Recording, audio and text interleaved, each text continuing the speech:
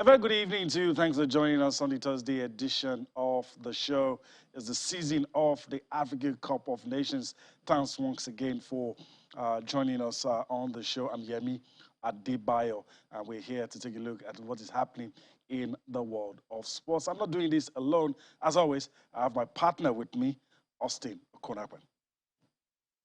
Always a delight to be on the show. Yemi, sports greetings to all our viewers joining us from different parts of the world. It's good to be with you on Sports Tonight. I'm Austin Okonakwan right here in London. Yemi, so much is happening in our world of sports, particularly with the Africa Cup of Nations. We wanted goals, and the host nation, Cameroon, said, look, we will give you goals. And we saw goals in that 4-1 victory over Ethiopia. Ethiopia, by the way, I thought they did a good job. They got their chances. They didn't take it, and then they got punished. So that's football for you, but we're here to talk about everything tonight.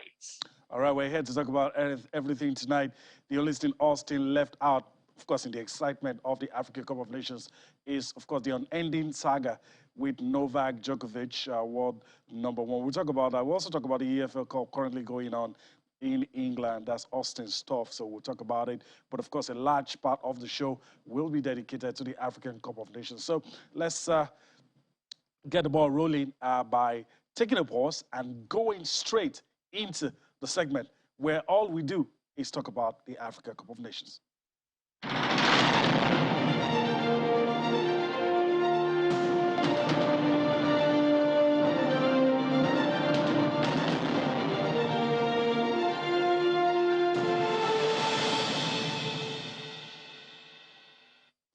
All right, so we're into it. It's time to talk about the African Cup of Nations. And today, as usual, we have a couple of guys that will be shedding light on some of the things happening in and around the Nations Cup, the games on the field, the controversies around the football matches, some of the things making the headlines in the Western media about the Nations Cup. We'll talk about all of that. It's a nice blend, and it's exciting that we're talking about African football, and we'll get straight into it in a while.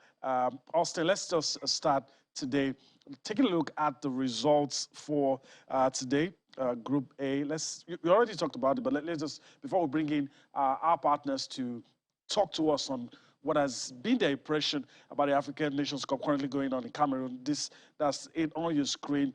Cameroon and Ethiopia actually ended 4-1, of course. So that's it. A little mix-up there. We'll sort it out. And, of course, a live game currently going on as we speak also in the African Cup of Nations, same group, talking about Burkina Faso and Cape Verde. We'll give you the details of all of that as we move on the show. There you go. There you go. Burkina Faso up by a goal against Cape Verde. And Vincent Abubakar, I guess, is the highest goal scorer in the tournament as of now, unless any other person catches up with him. So, Austin, that's how we're going to start the show tonight. We're going to have some interesting conversations in and around the African Cup of Nations. That's right. We're ready. I mean, it's all about the Africa Cup of Nations. We've seen beautiful football. Today we saw goals. Yesterday we saw drama. That's the beauty of African football. Joining us live on the show to expand this conversation, we have in Nairobi, Kenya, a top sports journalist, arguably the biggest in that country. Welcome on board, Moses Wakesi. Good to have you on Sports Tonight. Yeah, also pleasure. It's all mine. Delighted to be here. I know a lot is happening in the world of football, and you're talking about the chaos that we had yesterday. And for me, I'm calling it 100% organic chaos. I know we will be dissecting that because it is a nightmarish kind of officiating that we were able to see yesterday. So not the best that is coming from the African continent. We will talk about it. Just when we're beginning to enjoy the football, referee Johnny just said, okay, I'll give you guys something to talk about. We will talk about it. He's right there in Yaoundé, Cameroon, where the action is happening. Let's welcome New Adams, Ghanaian football analyst. Nu, it's good to have you on Sports Tonight. I know we need to unmute. Okay. Yes, thank you very much for having me on the show. I'm right inside the Stade Olembe. I'm watching Burkina Faso Cape Verde. Awesome. So let's get right into that. with the match that ended before this one. I was telling Moses before we came on air that Burkina Faso need to win that one so that they can be on 3 points with Burkina Faso need to win that one so they can be on 3 points with the guys who are playing, because they are struggling. And if they don't win that one, Cameroon will go on to beat Cape Verde likely in their last match, and then they will have Comoros, and maybe luck might just shine on them. But at the moment, it's advantage Burkina Faso, 1-0 against Cape Verde. Let's talk about Cameroon and what we saw today against Ethiopia. I thought the Ethiopian side were decent, no, but they didn't take their chances. Yes, if you've been monitoring Ethiopia in recent times, they are a team that possesses much. They play very beautiful football, but their problem is how to create the chances and get the ball at the back of the net. If everybody could remember how they fared in the World Cup qualifiers against Ghana, South Africa, and the other teams, they always take possession. They always take majority of the ball.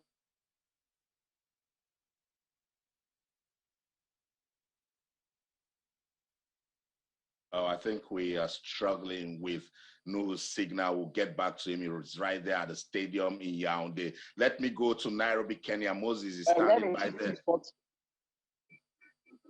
Okay, just hold your thoughts, Nuhu. We lost you for a minute. Let's go to Moses in Nairobi. Moses, let me get your thoughts as regards that game between Cameroon and Ethiopia. I thought it was a beautiful game of football.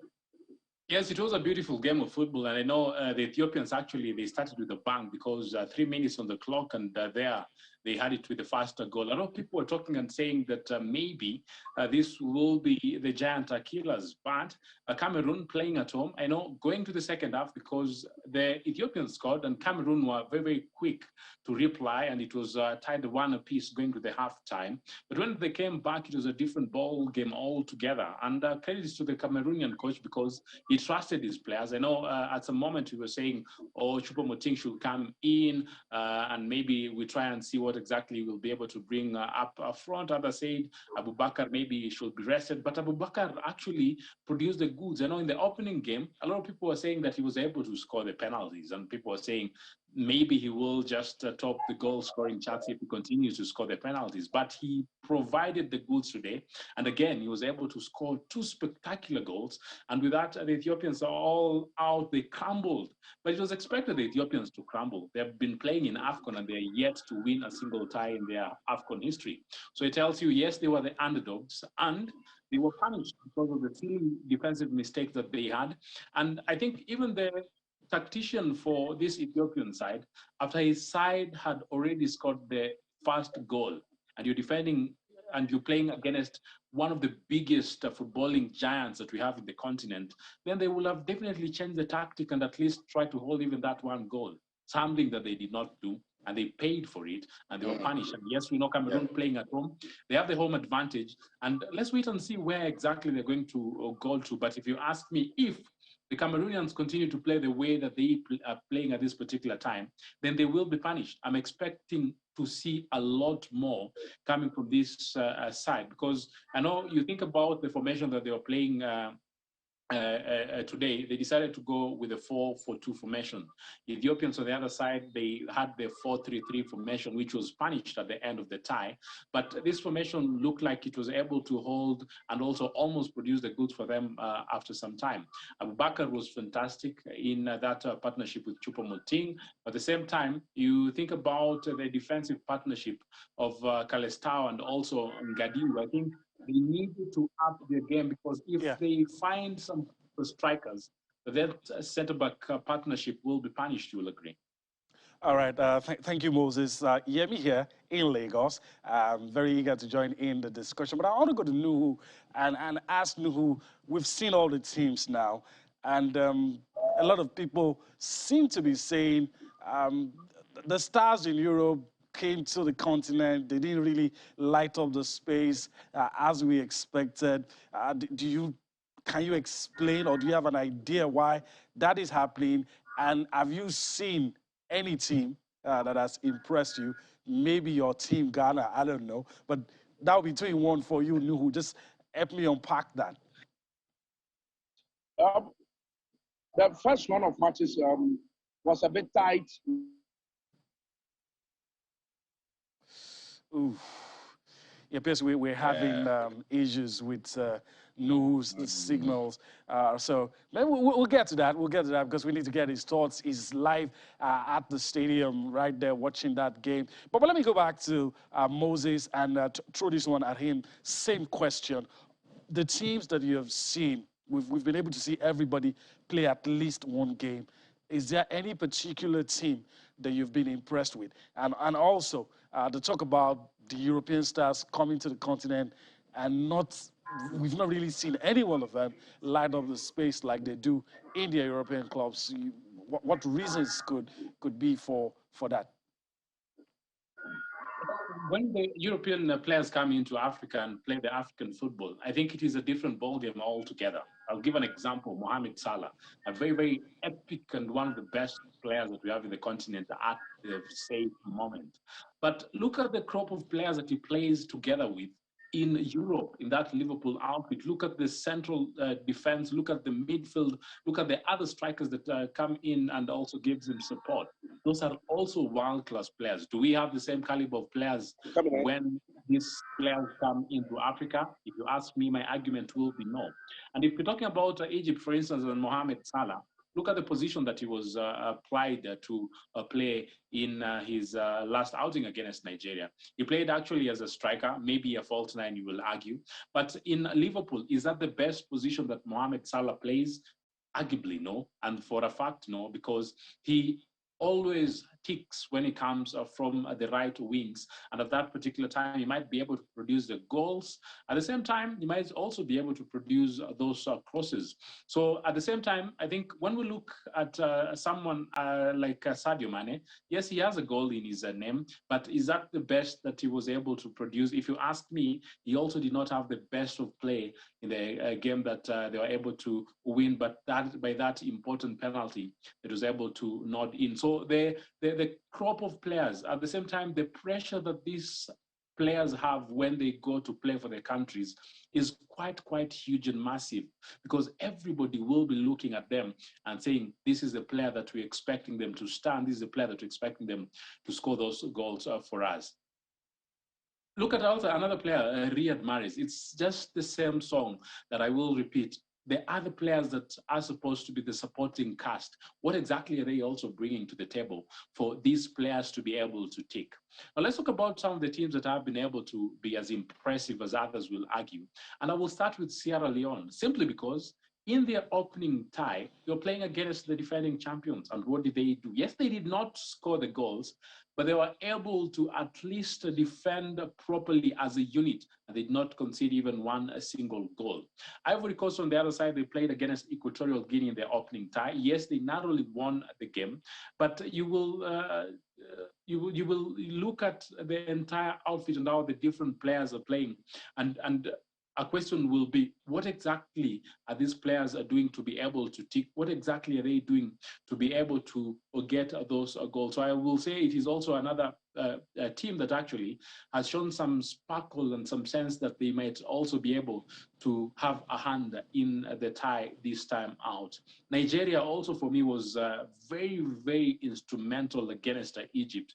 As much as it was only one important goal that they were able to score, but if you ask me, Nigeria is a tournament winning side, and it is also a side that also showed that at least they have what it takes. Maybe others were saying, oh, Igalo is not in the lineup now, but we've seen one man from Manchester, from a former Manchester City. I don't know why I always think about Kelechi still as a Manchester player. But and that's because it's a big team and you guys just can't take your mind off it. Moses, I can easily tell that you're a big fan of the Super Eagles of Nigeria. I see the jersey right behind you. So thank you for supporting Nigeria. But let's just go back to the live game. Let's see live score from Yaoundé in that game between Cape Verde and Burkina Faso. I emphasize Burkina Faso need to win that one.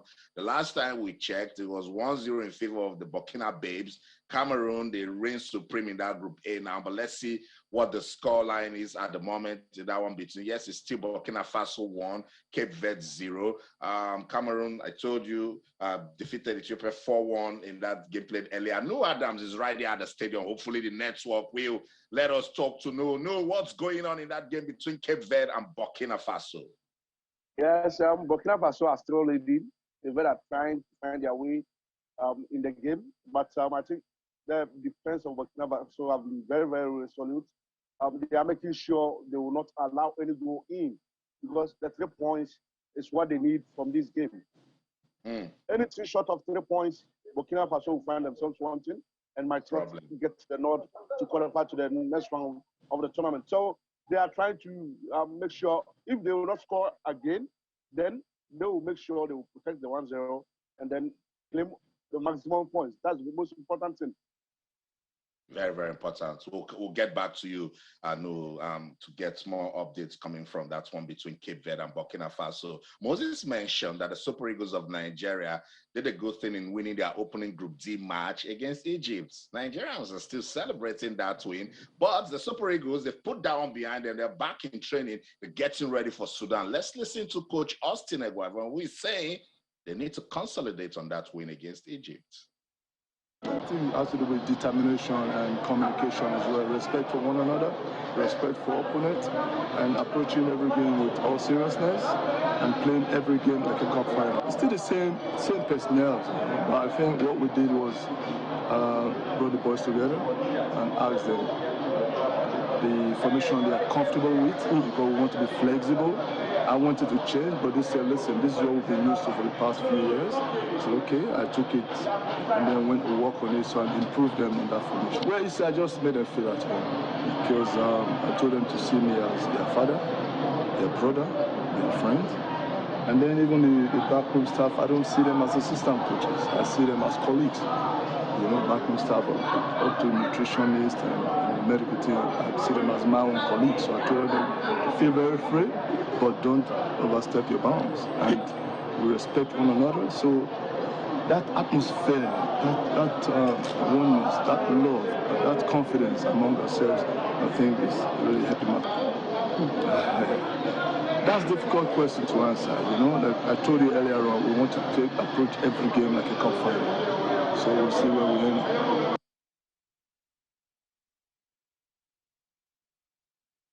So that's it. Super Eagles interim manager Austin Eguavoen getting his team ready for a Saturday's fixture against Sudan. Sudan, that's a tricky encounter. So let me get Moses talking, because he loves the Super Eagles.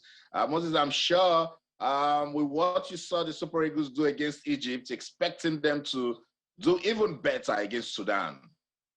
Oh, yeah. And for Sudan, it's supposed to be a whooping. So if they do not get a victory against Sudan, then they will have underperformed in a very, very tremendous way. So for the Sudan tie, I know the Sudan at this particular time, it is a side that is so much improved. So let's not discredit them. But at the same time, some teams, if the mentality will be that they will go into the tournament and say that this is a side that is obviously a side that we're going to get a victory against, then they will have a very, very troublesome affair. So they need just to also prepare well. They also need to have that tenacity, because this Sudan side can defend. Yes, they were able to defend against Guinea-Bissau in the game that they played, and the game ended at a barren draw because neither of the side were able to score. But when you think about the defensive structure that Sudan can have, that defensive structure can be able at least to make them not lose matches, because I know we're thinking about the likes of Nima and also Mustafa for this side and that partnership. They're players that have played together at the central partnership for Sudan for quite a number of years. Hemed on the other side, if the goals will come, then he's a pacey striker, a person that can punish if the opportunity comes. But when we talk about now Nigeria on the other side, for Nigeria, when they go into the tie, they are the big boys in this game. They will be the big boys against Sudan. So I will expect them to at least try as much as possible to sharpen their arsenal this particular time, so that when they go to the playing surface, then it will just be a matter of them dictating the play and a matter of them going for the early goals. So if they get an early goal, then it will be a very, very vital and also very important victory for this Nigerian outfit. And it is something that the Nigerians can be able to do if and only and if you know what, they have Moses, the mentality of going for it. Yeah, Moses, there's no room for complacency because Sudan is a very tricky team. Remember, Ghana couldn't beat Sudan in the qualifiers, and I'm sure the Super Eagles, they have that one in mind. It's Sports Tonight on Channels Television. We'll go on this quick break. When we come back, no, Adams is still with us. Ghana will be busy tomorrow, and it's a tricky tie against Gabon. No, we'll talk about it. I will talk more about the AFCON. Don't go anywhere. Stay.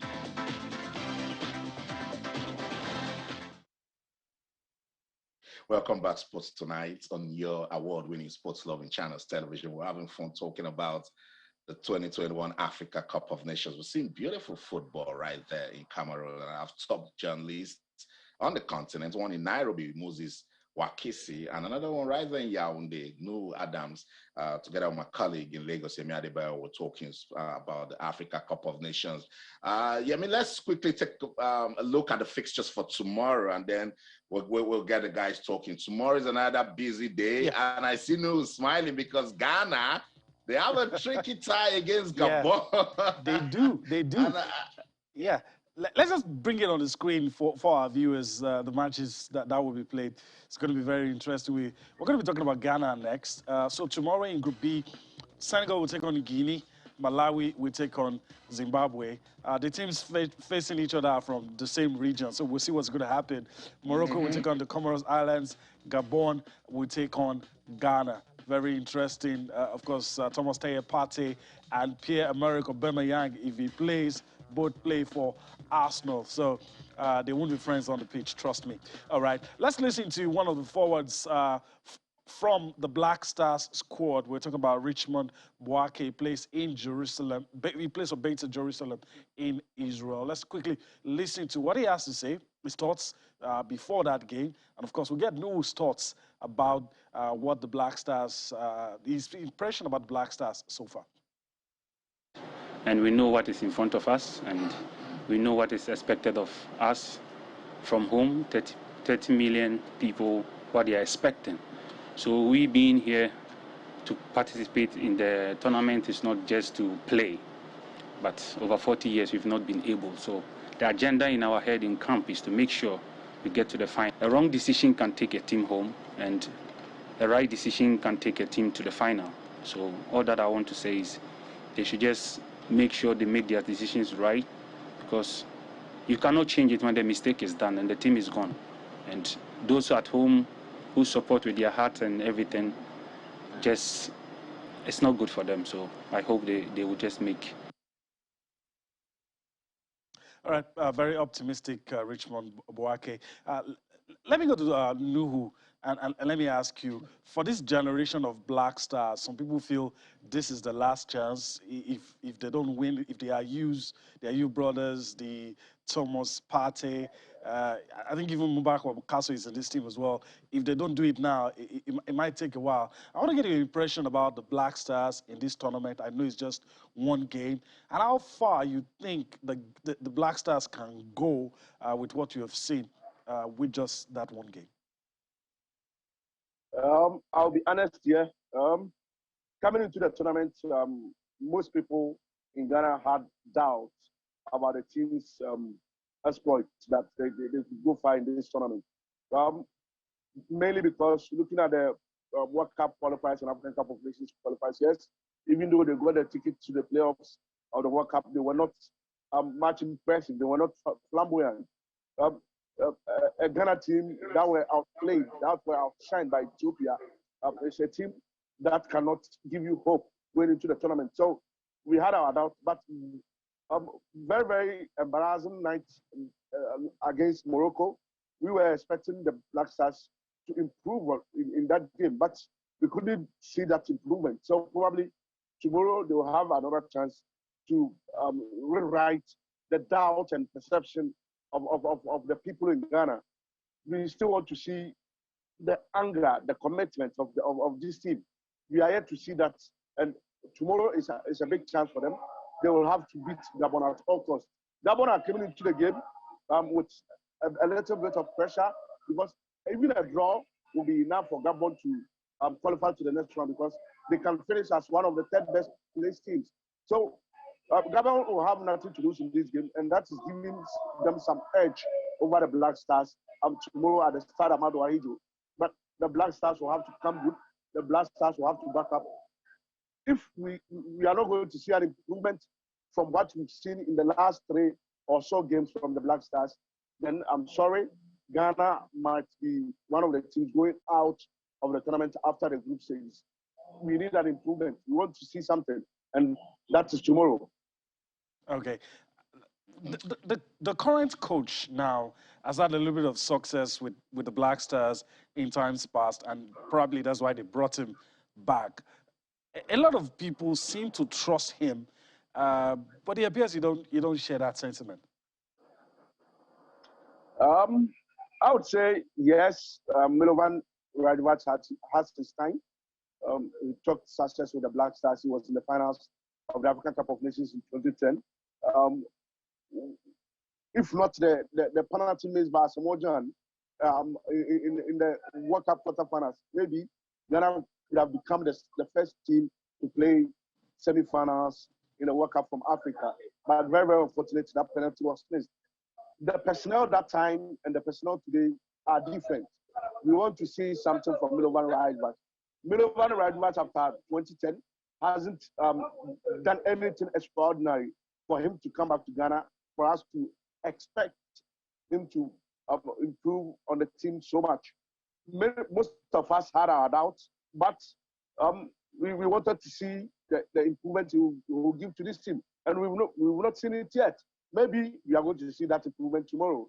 But until then, we are not impressed with the coach so far. Yes, 2010 he had his successes, but we have a different generation of players. And this time, they will have to prove to us that yes, he's the coach we all thought he is, because we cannot afford to miss out on this tournament. Because coming into this tournament, the coach has been tasked to win the African Cup of Nations trophy, or he gets sacked. So he's aware of the task ahead, and the players are also aware that 40 years now, Ghana is set to win the African Cup of Nations, and there is a time for them to do it. After this tournament, most of the players are fading out and will not be part of the national team again. You can mention of Andre Ayew, you can mention of Jordan Ayew and a host of other players. So there is that time to prove to the rest of the world that Ghana is capable of winning the African Cup of Nations, and that one has to start tomorrow by beating Gabon. Tough one. All the best, no. That's all I can say. Because football can be funny, and I know with the way you're sounding, you're just trying to, be in the middle of everything, even though you're Ghanaian. I'll come back to you. Let me get the viewers involved now. Let's hear from you guys. You could talk to us on the show tonight. Yay! Twitter is back in Nigeria, so you can send us a tweet at channels_sports, or talk to us. Send us an email. The email address is posttonight@channelstv.com. We want to talk about officiating at the Africa Cup of Nations. Have you been impressed with the officiating at the tournament? That's where we're going now. So let me go back to Nu Adams, who is right there in Cameroon. Nu, Zambian referee Gianni Kazue got us talking yesterday. It was drama. You're right there in Cameroon. What has that act by Gianni done to the look and feel of the competition? I think it was quite unfortunate that such a thing happened. Gianni Sikazwe is a top referee. He has officiated at the World Cup 2018. He has been at the FIFA Club World Cup. He has officiated Cup Champions League final. He has officiated Cup Confederation Cup semi-finals. He is in the list for FIFA World Cup 2022 in Qatar. So it was just mind-blogging that such a big referee is making those funny errors in that game. It was embarrassing, but what we can say is that it's 1 out of thousand from match day one. The officiating have been very, very good, and everybody is impressed about officiating. With that yesterday, that got people talking. We are still on course. In today's game, we also Cameroon, Ethiopia. We had a very good officiating from the referees. Burkina Faso, Quebec, we are having an excellent night to the referee. Hopefully, tomorrow we are going to get the same. But no, my problem with Johnny is he made the same mistake twice. That is making the whole issue ununderstandable. It's unacceptable from Johnny Sikazo. Whether he has a reason or not, it is just intangible. Because if you are not in the right frame to continue with the match, you have every chance to let your fourth official continue the match, whatever minute we've done. So it was on the part of Johnny Sikazo to make sure he doesn't go ahead and embarrass himself. This is an embarrassment to Africa, but the bigger part of the embarrassment goes to him. A top referee, a World Cup referee, making these funny errors, making these funny decisions was just it was just embarrassing and very disappointing. I know by now, CAF officials has decided that he will have to depart Cameroon to back to his country just to make sure he will recover from whatever situation he was in yesterday, and then probably in the subsequent matches he can be back to officiate. I know, because it's heartbreaking. We've been having a fantastic tournament until that incident. Let me go to Nairobi and get Moses' view. Moses, we're talking about the track record of Johnny Sikazwe. He's been in the news some years back, I think bribery allegations. I remember in 2017, AFCON qualifier, Nigeria, Egypt, right there in Kaduna, I covered that one. Egypt had a last-minute move to score, and Johnny just stopped it. What do you think about this whole Johnny issue, and what you think it can do to the AFCON? I think this is highway robbery. You guys are being very lenient to this guy. This guy should not even be officiating a football match, be it even in the local village down where he comes from in Zambia. And I'm saying that in black and white simply because you've alluded to that final in 2017. And remember, that was an AFCON final. Cameroon against Egypt, that match was. But you've also talked about what he did the time that he was suspended. It was in November 2018, to be specific. That is when he was suspended. And I will go back and maybe try to connect that and now. I'm not saying that something is happening any time that this referee officiates a Tunisian time. But when he was suspended, it was all because the match between Esperance and Agosto from Angola. Esperance from Tunis, we know all that. And first of all, there was a penalty controversy. He gifted, in quotes, the Tunisia a controversy penalty. And then a few minutes in that tie, he ruled out Agosto's goal.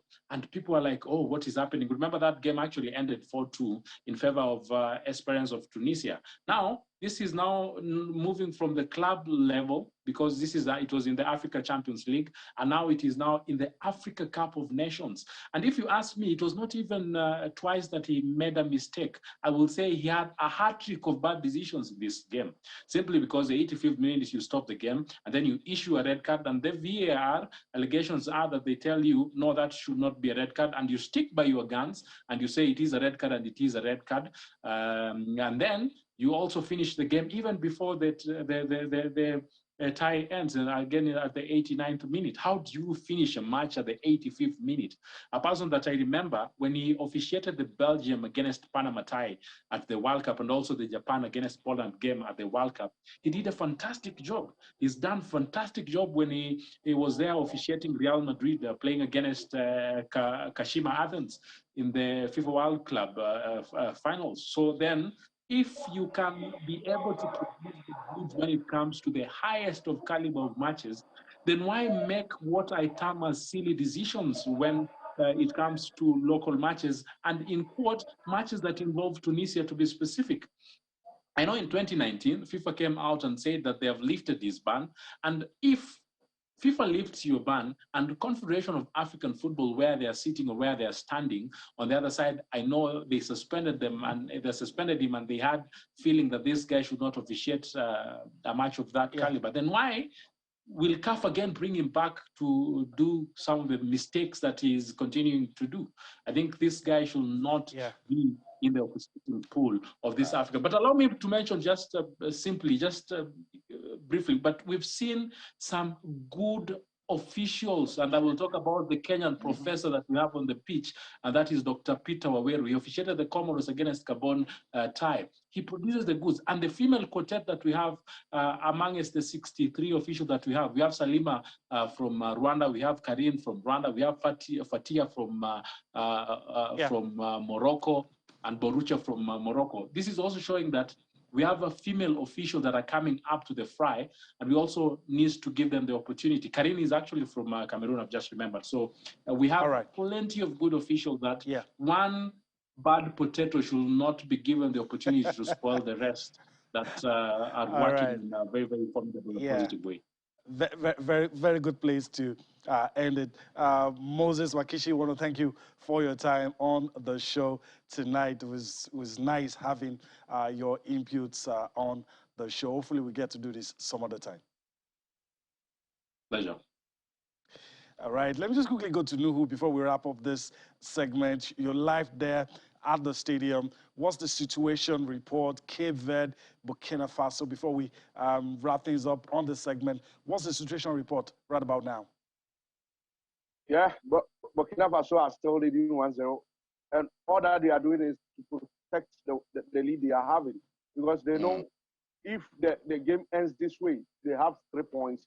And they are going into the last game against Ethiopia, which we all know it's possible Burkina Faso will be able to overcome Ethiopia. So they want to keep the 1-0 intact and make sure they claim off the proper. Cape Verde are also trying to make sure they go to equalizer. The moment Cape Verde get an equalizer, it means they are moving to 4 points, and 4 points is enough to qualify them to the knockout stages of the tournament. So we are enjoying the last few minutes of the game, and I think the best team will definitely get the results they want. All right, Nuhu Adams, I want to thank you for your updates and for, of course, your analysis of the situation at the AFCON. Thank you very much. Hopefully we'll do this again some other time. Thank you. All right, so let's continue with the show. Before we wrap things up with the AFCON segment, there are a lot of comments coming in, and Austin will do us the honors of reading some of the comments via mail and some on Twitter. Twitter is back, so we can enjoy that means of communication as well. But just to quickly tell you, 82 minutes of football played. The silence of Burkina Faso still leading by a goal. Of course, they're playing against Cape Verde. 82 minutes of football. Hopefully, they will be able to hold things down. All right, Austin, I know the messages are pouring in. Let's see how much we can take before we wrap up this segment. Yeah, before I get into the messages, let me just, remind the viewers that they can be part of the conversation. We're asking, have you been impressed with the level of officiating at the Africa Cup of Nations? Because I thought it was going pretty well until Gianni Sekazue did what he did in that game between Mali and Tunisia. So talk to us. Twitter is back. We're channels_sports on that platform. Or you can send us an email, sportstonight@channelstv.com. Eddie Ogbemudia, we got your message. He says, good evening, Sports Tonight team. Officiating has been top so far with the usage of the video assistant referee. Doubtful decisions are double-checked, which has been very smooth so far, except for the Tunisia-Mali game that ended before 90 minutes. Eddie Ogbemudia from Warri in Delta State. Thank you so much, Eddie. And that's what we're talking about. So it's sad what happened in the game between Mali and Tunisia happened, but the show is still going on, and the CAF officials will deal with the referee the best way that they can. So guys, keep the comments coming. Twitter, channels_sports, and then send us an email, sportstonight@channelstv.com. All right, so that's it. And I also want to lend my voice. I don't like the coverage of the Western media about that incident. It just makes it look as if, I mean, on Cable News Network, one African journalist was asked about this incident, and I was mightily impressed with the response she gave and reminded them of the English referee that gave a player, yellow carded a player, same player 3 times at the World Cup. We didn't see, we didn't make so much noise about all of that. So people can make mistakes, even though the mistake was bad. We've also seen, we've also seen in English Premier League. I think it was a game involving Arsenal, the case of mistaken identity. The referee gave a wrong player, red card. So they're humans, but it's just that Giannis Kazue's own was dramatic. Yeah. Making the same mistake twice and not communicating with the fourth official or even your assistant referees. It just, and Yemi, what I've always told our colleagues, we should never make it we versus them. Because for us, particularly as journalists, we just report all sides and try to be equal, So the West can jump on the negatives if they want, but we should try as much as we can not to put those negatives for them to jump on. Yeah, that's a good place to leave it. All right, we need to take a breather, pause, and come back to talk about some other issues in the fast-paced world of sports.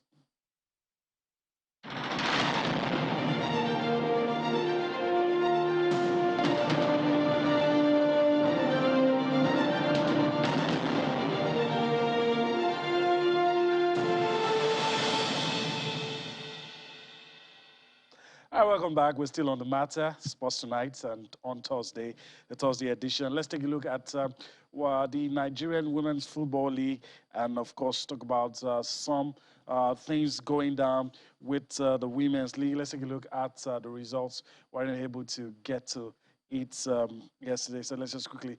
Those are the results. You have Ocean Babes beating Pelican Stars 2-0, Adamawa Queens had a 1-0 victory over Confluence Queens. Edo Queens beats Nasarawa Amazons 2-1.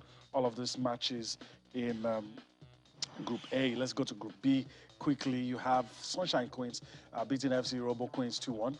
Bayelsa Queens beat Royal Queens 3-0. And Rivers Angels hammered Habia Angels 4-0.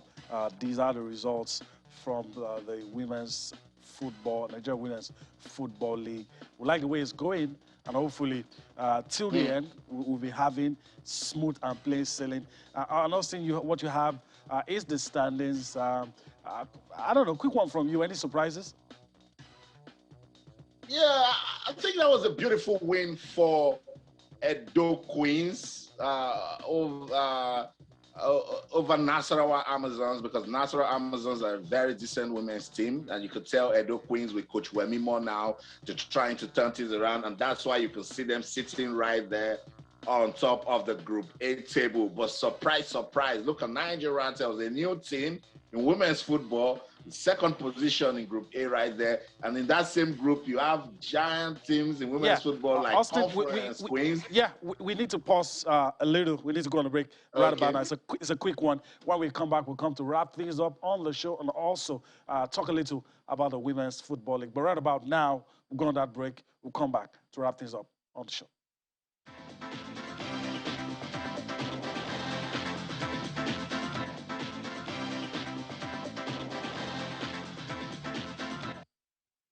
All right, so we're on the home stretch now.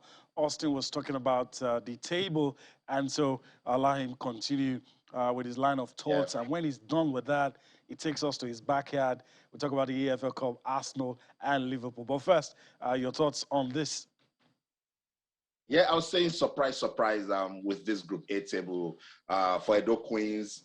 That win against Nassau Amazons was a good one for them, and I mentioned that the coming of Coach Wemimo Matthew has done a lot of good for the Benin-based team. But look at Nigeria was right there, Yemi, a team that is just coming into the league, sitting on top of Confluence Queens, Nassau Amazons, even Pelican Stars and Oshun Babes, tells you that women's football in Nigeria is really getting competitive. And for the Group B, no surprises there. Rivers Angels all day, every day, showing their supremacy when you talk about women's football in the country.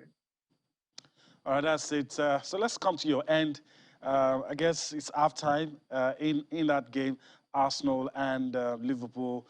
all of the guys have returned for Liverpool, except the ones at the AFCON. But every other person is back on the field.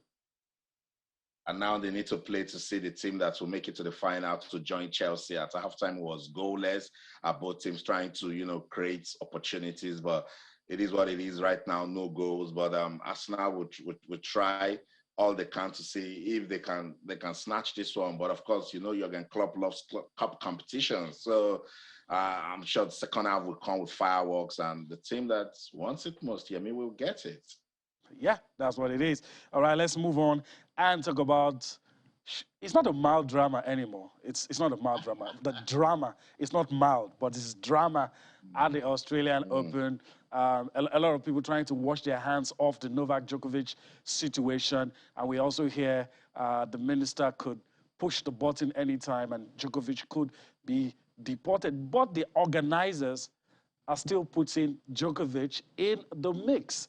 And we're seeing that if he gets to play, he has a run of easy matches till the point maybe he might get across Matteo Berrettini, then things might become difficult from that point. But then again, Andy Murray, Novak Djokovic, still, the organizers, still playing, I don't want to call it a con game on us, but the suspense, it's killing. And we'll see. I don't know if the Australian authorities have resigned to fate, but I feel the saga has not ended. It hasn't, yeah, and I don't know the point they're trying to prove in letting this go. Players, if we could kindly place those now. Thank you very much. Yeah, Austin. That was Tilly, the tournament director, refusing to ask questions. But your thoughts, really? You said you don't understand what the Australian authorities are trying to do. Yeah, because, look, it is what it is. From the exemption issue to taking him, going to court for the appeal, and then the judge says, look, let this guy go. What else do you want from him? He gave you what you needed. And then now saying that the minister has got the right to still revoke his visa when all Djokovic wants to do is compete. And I do not blame the tournament organizers here. I mean, there's so much in the Australian Open and Novak Djokovic. They are a match together. So, and I mentioned it on the show the other time that Djokovic is looking for his 21st Grand Slam title. And if he gets it, he will go into history as the most successful tennis player. And it will be a record that it happened at the Australian Open, where he has won the title 9 times and gone into winning for the 10th time. These guys are just distracting the number one tennis player. And whether or not people are keeping quiet about this, it's not good for the reputation of tennis. But what about the errors in his visa? What about the things he refused to admit, the things that are coming to light, how careless he was, sat across a journalist having COVID, didn't tell the guy that he had COVID, went to some events knowing that he had COVID, hugging some people, taking pictures while lying on his form that he had not traveled. And the authorities are looking at that. You know, what people are saying, the authorities have enough excuse to send him back.